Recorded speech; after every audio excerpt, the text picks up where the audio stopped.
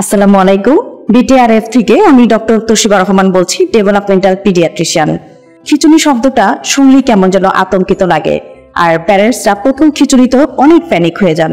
আসলে খিচুনি শুরু হলে প্যানিক হওয়ার কিছু নেই, কারণ খিচুনিটা একটা নির্দিষ্ট সময় পরে কিন্তু বন্ধ হয়ে যাবে। ওই মুহূর্তে বাড়িতে আপনার যে করণীয়, যদি বাচ্চার জ্বর খিচুনি হয় তাহলে জ্বরের ওষুধটা এবং সাথে যে ডায়াজেপাম ওষুধটা আমরা অ্যাডভাইস করে থাকি সেই ওষুধটুকু পরিমাণ মতো খাইয়ে দেওয়া পরপর 3 দিন।